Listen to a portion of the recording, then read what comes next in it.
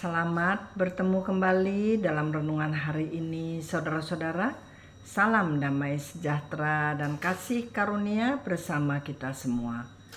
Diambil dari Imamat 10 ayat 1 dan 2. Kemudian anak-anak Harun, Nadab dan Abihu masing-masing mengambil perbaraannya, membubuh api ke dalamnya serta menaruh ukupan di atas api itu. Dengan demikian mereka mempersembahkan ke hadapan Tuhan api yang asing yang tidak diperintahkannya kepada mereka. Maka keluarlah api dari hadapan Tuhan lalu menghanguskan keduanya sehingga mati di hadapan Tuhan. Saudara, anak Harun sebagai imam besar yaitu Nadab dan Abihu mempersembahkan api yang asing untuk menyalakan perbaraan dan membuat ukupan yang dipersembahkan untuk Tuhan. Kita atau umat percaya adalah anak-anak Bapa dan sebagai anak-anak imam besar di Perjanjian Baru. Diambil dari Galatia 4 ayat 6, karena kamu adalah anak, maka Allah telah menyuruh roh anaknya ke dalam hati kita yang berseru, ya Aba, ya Bapa. Saudara-saudara, jadi terbukti bahwa kita adalah anak. Api adalah simbol dari Roh Kudus yang bisa menyala di hati kita. Dia mempunyai power untuk menolong, memimpin kepada yang diperlukan, menghibur, mengajar, serta mengingatkan kita akan segala sesuatu.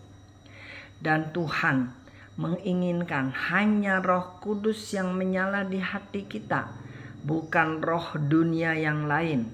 Roh Kudus adalah roh yang dari Allah sendiri. Apa yang terjadi pada anak-anak imam besar Harun? Mereka menyalakan api yang asing.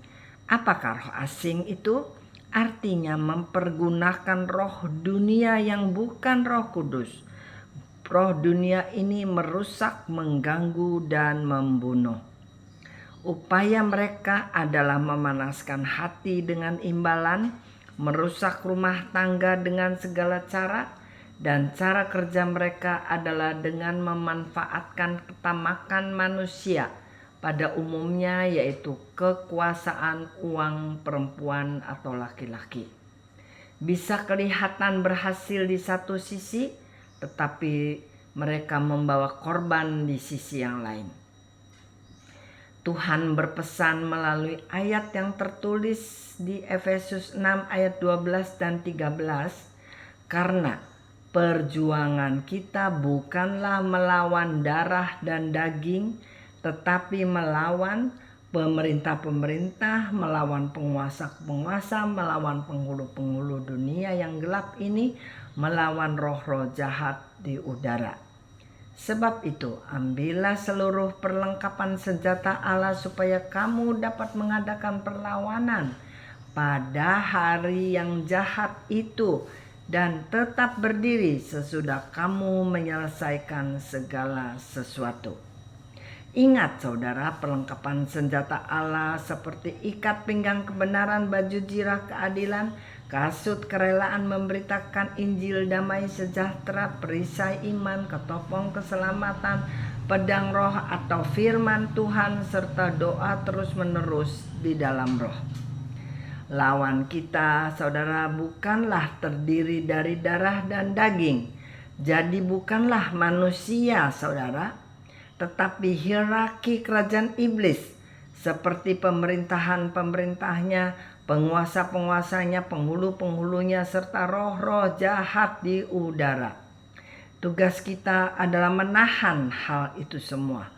Semua senjata kita bersifat pertahanan atau defense, kecuali pedang roh dan doa yang terus-menerus bersifat melawan atau offense.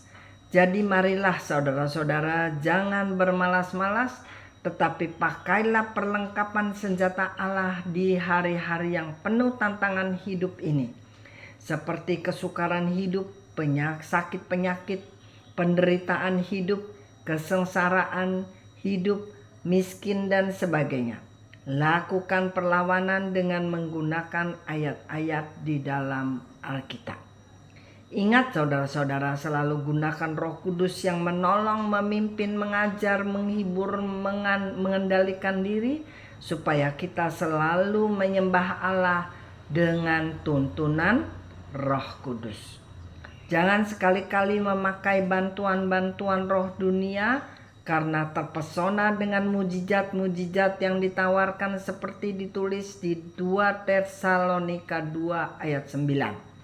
Kedatangan si pendurhaka itu adalah pekerjaan iblis dan akan disertai rupa-rupa perbuatan ajaib, tanda-tanda, dan mujizat-mujizat palsu.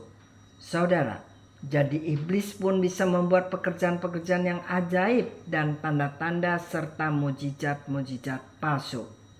Sekian renungan hari ini, kita berpisah dengan perlindungan dan berkat dari Tuhan senantiasa pada saudara.